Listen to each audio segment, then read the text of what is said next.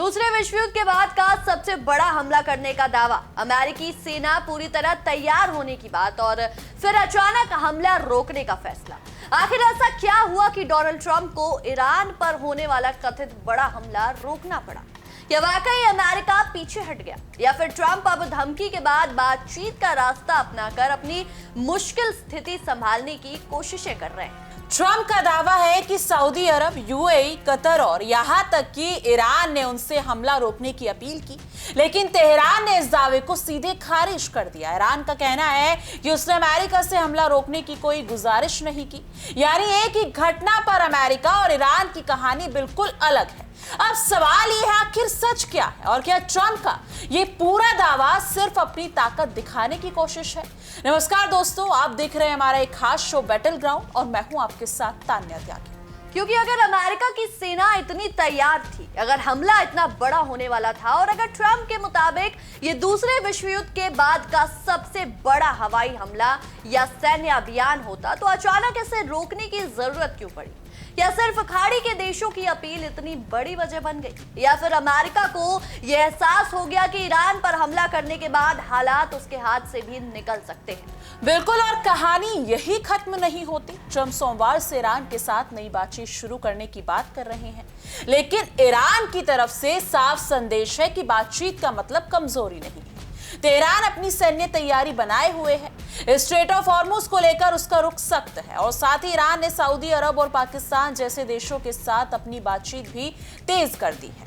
यानी ईरान की तरफ से एक साथ दो संदेश दिए जा रहे हैं। पहला, हम किसी भी हमले का सामना करने के लिए बिल्कुल तैयार हैं। दूसरा, अगर राजनीतिक रास्ते से समाधान निकलता है तो बातचीत का दरवाजा बंद नहीं है। और यही शायद इस पूरे मामले की सबसे अहम बात है। ईरान ने बातचीत को कमजोरी की तरह पेश नहीं किया, बल्कि सुरक्षा और कूटनीति दोनों को साथ लेकर चलने की पूरी कोशिश की। और वही ट्रंप की तरफ से पहले बड़ा सैन्य हमला करने की बात, फिर उसे रोकने का फैसला और उसके बाद बातचीत का ऐलान। ये पूरी कहानी अपने आप में कई सवाल खड़े करती है। क्या ट्रंप की धमकी सिर्फ दबाव बनाने की थी? क्या अमेरिकी प्रशासन ने संभावित युद्ध के नुकसान का अंदाजा लगाया, या फिर अमेरिका को यह समझ आया कि ईरान के खिलाफ सीधा युद्ध शुरू करना आसान नहीं होगा? चलिए शुरुआत से पूरा मामला समझते हैं। अमेरिकी राष्ट्रपति डोनाल्ड ट्रंप ने दावा किया है कि अमेरिका ईरान पर एक बहुत बेहद बड़े सैन्य हमले की तैयारी कर चुका था। ट्रंप ने यहां तक कहा कि अगर यह हमला होता है तो इसे दूसरे विश्व युद्ध के बाद का सबसे बड़ा सैन्य अभियान कहा जा रहा था। अब जरा इस दावे की गंभीरता समझिए। दूसरे विश्व युद्ध के बाद अमेरिका ने कई बड़े सैन्य अभियान चलाए। ऐसे में जब कोई अमेरिकी राष्ट्रपति किसी संभावित हमले को इस स्तर का बताता है तो जाहिर सी बात है कि पूरी दुनिया की नजर उस पर जाती है। लेकिन इतना बड़ा दावा करने के बाद हमला हुआ नहीं, क्योंकि ट्रंप का कहना है कि इसके पीछे खाड़ी देशों की अपील थी। उनके मुताबिक सऊदी अरब, यूएई और कतर ने अमेरिका से कहा कि सैन्य कार्रवाई की जगह समझौता और बातचीत का रास्ता अपनाया जाए। ट्रंप ने दावा किया कि उन्होंने सऊदी क्राउन प्रिंस मोहम्मद बिन सलमान से पूछा था कि क्या हमला करना बेहतर होगा या समझौता करना। ट्रंप के मुताबिक जवाब मिला कि समझौता बेहतर रास्ता है, क्योंकि युद्ध शुरू होने के बाद इसका अंत कहां होगा इसका कोई भरोसा नहीं। अब ये बात सिर्फ खाड़ी देशों के लिए नहीं बल्कि अमेरिका के लिए भी महत्वपूर्ण है, क्योंकि अगर उसके करीबी सहयोगी ही युद्ध से बचने की सलाह दे रहे हैं तो इसका मतलब है कि उन्हें भी संभावित संघर्ष के असर की चिंता है। और ये चिंता बेवजह नहीं है। ईरान पर हमला सिर्फ ईरान और अमेरिका की लड़ाई नहीं रह सकती। अगर अमेरिका सीधे सैन्य हमला करता है तो ईरान जवाब देने की कोशिश कर सकता है। उस जवाब का असर अमेरिकी ठिकानों, सहयोगी देशों और समुद्री रास्तों पर पड़ सकता है। खाड़ी क्षेत्र पहले से ही तनाव वाला इलाका है। यहाँ एक छोटी सी चिंगारी भी बड़ी समस्या पैदा कर सकती है। और सबसे महत्वपूर्ण नाम है स्ट्रेट ऑफ हॉर्मुज। दुनिया के लिए स्ट्रेट ऑफ हॉर्मुज सिर्फ एक समुद्री रास्ता नहीं, ये वैश्विक ऊर्जा सप्लाई के लिए बेहद अहम रास्ता है, क्योंकि खाड़ी क्षेत्र से तेल और गैस की आवाजाही का बड़ा हिस्सा इसी समुद्री रास्ते से जुड़ा है। अगर यहाँ तनाव बढ़ता है, जहाजों की आवाजाही प्रभावित होती है या सुरक्षा का खतरा बढ़ता है तो उसका असर तेल की कीमतों पर पड़ सकता है। तेल महंगा हुआ तो सिर्फ अमेरिका या ईरान प्रभावित नहीं होगा, इसका असर यूरोप, एशिया और दुनिया के दूसरे देशों तक पहुंच सकता है। बिल्कुल, और शायद यही वजह है कि ईरान हॉर्मुज को लेकर इतना सख्त संदेश दे रहा है। ईरानी विदेश मंत्रालय के प्रवक्ता इस्माइल बगाई ने कहा है कि हॉर्मुज स्ट्रेट पहले जैसी स्थिति में वापस नहीं आएगा। ईरान का कहना है कि जब तक अमेरिका की तरफ से शत्रुतापूर्ण गतिविधियां जारी हैं, तब तक स्ट्रेट को सामान्य रूप से खोलने का सवाल नहीं उठता। साफ शब्दों में कहें तो ईरान कह रहा है, पहले सुरक्षा की गारंटी, फिर सामान्य स्थिति। और ईरान ने यह भी साफ कर दिया है कि ट्रंप का यह दावा ईरान ने अमेरिका से हमले रोकने की अपील की थी, सही नहीं है। यानी कि ईरानी सरकारी मीडिया ने इसे नया झूठ बताया। एक रिपोर्ट के मुताबिक अगर नजर डाली जाए तो ईरानी सैन्य बल पूरी तरह सतर्क है। यानी तेहरान की तरफ से ये संदेश है कि हम बातचीत कर सकते हैं लेकिन दबाव में नहीं झुकेंगे। बिल्कुल, और यही लाइन इस पूरे घटनाक्रम में सबसे ज्यादा दिखाई देती है। ईरान बातचीत से भाग नहीं रहा, लेकिन ईरान ये भी नहीं कह रहा है कि वो अमेरिकी धमकी के सामने अपनी सुरक्षा तैयारियां रोक देगा। दूसरी तरफ ट्रंप बातचीत की पेशकश कर रहे हैं, लेकिन साथ ही सैन्य कार्रवाई की धमकी को भी पूरी तरह खत्म नहीं कर रहे। यानी दोनों तरफ से एक हाथ में बातचीत और दूसरे हाथ में दबाव। और अब ये सवाल है कि सोमवार को होने वाली बातचीत में क्या होगा। क्या ट्रंप के मुताबिक बातचीत में हॉर्मुज स्ट्रेट और ईरान के परमाणु कार्यक्रम जैसे अहम मुद्दे शामिल होंगे, लेकिन अभी तक ये साफ नहीं है कि बातचीत कहां होगी, कौन कौन इसमें शामिल होगा और इसका पूरा एजेंडा क्या होगा। यानी घोषणा हो चुकी है लेकिन बातचीत की तस्वीर अभी पूरी तरह साफ नहीं। क्षेत्रीय अधिकारियों के मुताबिक संभावित समझौते में से कई बातें शामिल हो सकती हैं। पहली, अमेरिका और ईरान के बीच सीधी बातचीत फिर शुरू हो सकती है। दूसरी, पूरे क्षेत्र में हमले रोकने की कोशिश हो सकती है। तीसरी, आपको बताया, इराक में ईरान समर्थित गुटों की गतिविधियों को सीमित करने की बात भी यहां पर उठ सकती है और इसके बदले अमेरिका की तरफ से नौसैनिक नाकेबंदी हटाने और ईरान को तेल निर्यात करने की अनुमति देने की संभावना हो सकती है। लेकिन यहाँ फिर वही बात, अभी कोई अंतिम समझौता नहीं हुआ है। बिल्कुल, और ईरान के लिए तेल निर्यात बेहद अहम मुद्दा है, क्योंकि अगर ईरान पर आर्थिक दबाव कम होता है और उससे तेल बेचने का रास्ता मिलता है तो तेहरान के लिए बड़ी राहत हो सकती है। लेकिन सवाल यह है कि ईरान इसके बदले क्या देने को तैयार होगा। क्या वो परमाणु कार्यक्रम पर कोई सीमा स्वीकार करेगा? क्या क्षेत्र में अपने सहयोगी गुटों पर दबाव डालेगा? क्या हॉर्मुज के मामले में कोई नई व्यवस्था स्वीकार करेगा? क्योंकि इन सवालों के जवाब बातचीत की मेज पर ही सामने आएंगे। बिल्कुल, लेकिन ईरान की तरफ से जो संदेश आ रहा है उससे साफ है कि वो बातचीत को अपनी शर्तों और अपनी सुरक्षा के साथ देख रहा है। ईरानी विदेश मंत्री अब्बास अराक्ची ने सऊदी विदेश मंत्री प्रिंस फैसल बिन फरहान से बातचीत की है। इसके अलावा उन्होंने पाकिस्तान के सेना प्रमुख फील्ड मार्शल आसिम मुनीर से भी बातचीत की। अब सवाल उठता है कि ईरान इतने तेजी से क्षेत्रीय देशों से संपर्क क्यों बढ़ा रहा है, क्योंकि तेहरान शायद ये समझ रहा है कि अगर अमेरिका के साथ तनाव बढ़ता है तो सिर्फ सैन्य तैयारी काफी नहीं होगी, क्षेत्रीय कूटनीति भी उतनी ही जरूरी है। और यही ईरान की रणनीति का दूसरा हिस्सा है। एक तरफ सैन्य सतर्कता, दूसरी तरफ क्षेत्रीय संपर्क और तीसरी तरफ बातचीत का रास्ता। यानी ईरान पूरी तरह युद्ध की तरफ नहीं जा रहा, लेकिन युद्ध को अगर देखा जाए तो युद्ध की तरफ ना जाने के बाद खुद को कमजोर भी नहीं दिखा रहा है। सऊदी अरब ने भी कहा है कि वो क्षेत्र में शांति और स्थिरता के लिए सभी पक्षों के साथ बातचीत जारी रखेगा। इसका मतलब यह है कि खाड़ी के देशों को भी पता है कि किसी बड़े युद्ध का नुकसान सिर्फ अमेरिका और ईरान को नहीं होगा। और अगर युद्ध बढ़ा तो सबसे पहले असर इसी इलाके पर पड़ेगा।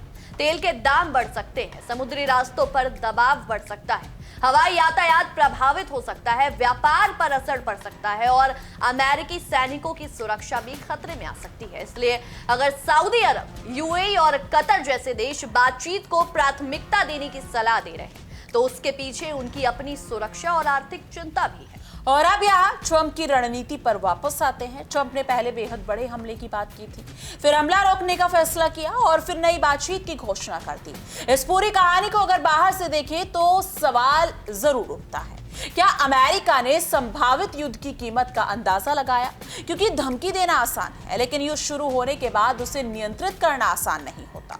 मान लीजिए अमेरिका ईरान पर बड़ा हमला करता है, इसके बाद ईरान जवाब देता है। अगर ईरान ने अमेरिकी ठिकानों को निशाना बनाया तो अमेरिका क्या करता?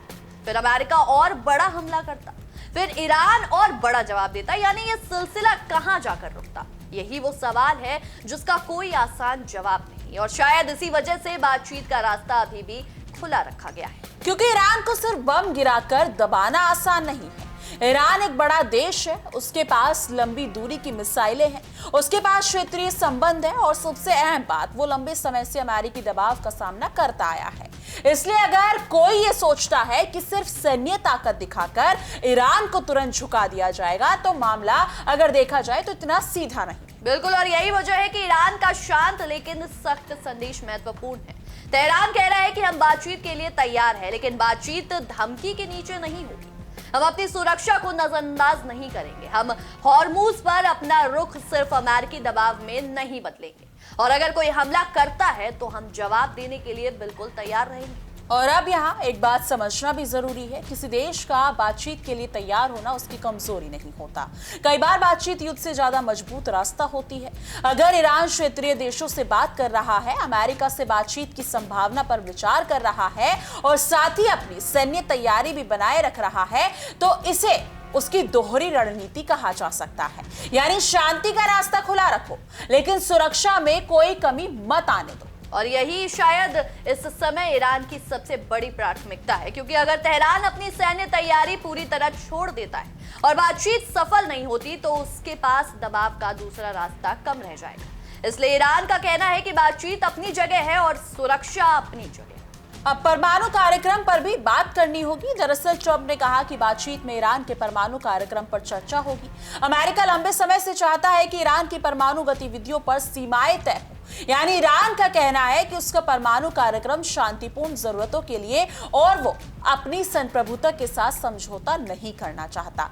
यानी यहां भी मूल समस्या भरोसे की है। अमेरिका कहता है हमें भरोसा चाहिए, लेकिन ईरान कहता है पहले अमेरिका की गारंटी चाहिए, और दोनों के बीच यही भरोसे का संकट सबसे बड़ी बाधा है। बिल्कुल, अगर कोई समझौता होता है तो उसमें सिर्फ आज की समस्या का समाधान नहीं होना चाहिए। यह भी तय होना चाहिए कि कुछ महीनों या कुछ साल बाद अगर अमेरिका और ईरान के बीच फिर तनाव बढ़ता है तो क्या होगा। क्या समझौता फिर से टूट जाएगा? क्या अमेरिका फिर प्रतिबंध लगाएगा? क्या ईरान फिर अपनी गतिविधियां बढ़ाएगा, या कोई ऐसी व्यवस्था बनेगी जिसमें दोनों पक्षों के पास समझौता बनाए रखने की वजह हो? यानी असली चुनौती सिर्फ बातचीत शुरू करना नहीं है, असली चुनौती है बातचीत को टिकाऊ बनाना। क्योंकि अमेरिका और ईरान के बीच पहले भी बातचीत हुई है, समझौते हुए हैं, लेकिन भरोसे की कमी के कारण रिश्ते फिर बिगड़े हैं। इसलिए इस बार सिर्फ घोषणा काफी नहीं होगी, दोनों पक्षों को ठोस कदम उठाने होंगे। बिल्कुल, और अगर ट्रंप सच में युद्ध नहीं चाहते तो उनके लिए सबसे बड़ी परीक्षा यही होगी कि वो अपनी भाषा और अपनी नीति में कितना बदलाव करते हैं। क्योंकि एक तरफ बातचीत की पेशकश और दूसरी तरफ हमले की धमकी, ये दोनों चीजें लंबे समय तक साथ नहीं चल सकती। अगर अमेरिका ईरान से गंभीर बातचीत चाहता है तो उसे ये भरोसा देना होगा कि बातचीत सिर्फ दबाव बढ़ाने का तरीका नहीं होता। और ईरान के लिए भी चुनौती कम नहीं है। अगर बातचीत शुरू होती है तो उसे भी कुछ ऐसे कदम उठाने होंगे जिनसे भरोसा बने कि बातचीत को गंभीरता से ले रहा है। यानी दोनों तरह से कुछ ना कुछ देना पड़ेगा। लेकिन सबसे जरूरी यह है कि किसी भी समझौते में ईरान की सुरक्षा और क्षेत्रीय स्थिरता को नजरअंदाज ना किया जाए। क्योंकि अगर अमेरिका और ईरान के बीच तनाव कम होता है तो इसका फायदा सिर्फ दोनों देशों को नहीं होगा, सऊदी अरब को फायदा होगा, यूएई को फायदा होगा, कतर को फायदा होगा, पाकिस्तान और दूसरे पड़ोसी देशों को भी राहत मिल सकती है, और सबसे बड़ी बात, दुनिया को एक और बड़े युद्ध से बचाया जा सकता है। लेकिन अगर बातचीत टूटती है तो तस्वीर बिल्कुल उलट हो सकती है। यानी हॉर्मुज पर तनाव बढ़ेगा, तेल बाजार में हलचल होगी, अमेरिकी सैन्य ठिकानों की सुरक्षा चिंता बढ़ेगी, ईरान और उसके और अगर देखा जाए तो उसके क्षेत्रीय सहयोगियों के बीच तनाव बढ़ सकता है, और मिडिल ईस्ट में एक और बड़ा संकट खड़ा हो सकता है। यानी सोमवार की बातचीत सिर्फ दो देशों की बातचीत नहीं है, इसका असर पूरी दुनिया पर पड़ सकता है। और अब एक और बड़ा सवाल, क्या ट्रंप का हमला रोकना वास्तव में पीछे हटना है? इसका जवाब अभी साफ नहीं। ट्रंप इसे कूटनीति का फैसला बता रहे हैं। वो कह रहे हैं कि सहयोगी देशों की अपील के बाद उन्होंने शांति का मौका दिया, लेकिन ईरान इसे अलग तरीके से देख रहा है। तेहरान का कहना है कि उसने अमेरिका से हमला रोकने की अपील नहीं की। तो यहाँ दोनों पक्ष अपनी अपनी कहानी बता रहे हैं। और जनता के लिए सबसे जरूरी बात यह है कि दावों से ज्यादा जमीन पर क्या होता है, इसे देखा जाए। अगर अमेरिका वास्तव में हमला नहीं करता और बातचीत आगे बढ़ती है तो इसे सकारात्मक कदम माना जा सकता है। अगर बातचीत के साथ साथ सैन्य दबाव भी बढ़ता है तो तनाव फिर बढ़ सकता है। अगर हॉर्मुज को लेकर कोई व्यवस्था बनती है तो क्षेत्र को राहत मिल सकती है, और अगर परमाणु कार्यक्रम पर कोई समझौता निकलता है तो यह लंबे समय के लिए महत्वपूर्ण हो सकता है। लेकिन फिलहाल ईरान ने अपना रुख बदलने का कोई संकेत नहीं दिया है। उसकी सेना सतर्क है, हॉर्मुज पर उसका रुख सख्त है, क्षेत्रीय देशों से बातचीत बढ़ रही है और साथ ही राजनीतिक समाधान का रास्ता खुला है। यानी ईरान ये नहीं कह रहा कि बातचीत नहीं होगी, वो सिर्फ ये कह रहा है कि बातचीत बराबरी के आधार पर होगी। और शायद यही वजह है कि अब ट्रंप की अगली चाल बेहद अहम हो जाती है। यानी कि क्या वो फिर से कोई नई धमकी देंगे? क्या वो बातचीत को गंभीरता से आगे बढ़ाएंगे? क्या अमेरिका आर्थिक प्रतिबंधों में कोई राहत देगा? क्या नौसैनिक नाकेबंदी हटाने पर बात होगी? क्या ईरान को तेल निर्यात का रास्ता मिलेगा? और क्या हॉर्मुज को लेकर कोई ऐसी व्यवस्था बनेगी जिससे पूरी दुनिया को राहत मिले? इन सवालों के जवाब आने वाले दिनों में सामने आएंगे। फिलहाल इतना जरूर है कि जिस हमले को ट्रंप ने दूसरे विश्व युद्ध के बाद का सबसे बड़ा सैन्य अभियान बताया था, वो हमला टल गया है। लेकिन खतरा खत्म नहीं हुआ, तनाव खत्म नहीं हुआ।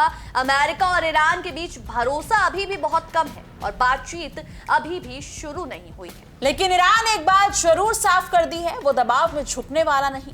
अगर बातचीत होगी तो अपनी सुरक्षा और सम्मान के साथ होगी। अगर अमेरिका सैन्य दबाव बढ़ाएगा तो ईरान तैयार रहेगा, और अगर राजनीतिक समाधान की वास्तविक कोशिशें होती हैं तो ईरान क्षेत्रीय संपर्क और बातचीत का रास्ता खुला रख सकता है। यानी तेहरान की तरफ से संदेश है कि युद्ध हमारी पहली पसंद नहीं, लेकिन धमकी के आगे झुकना भी विकल्प नहीं।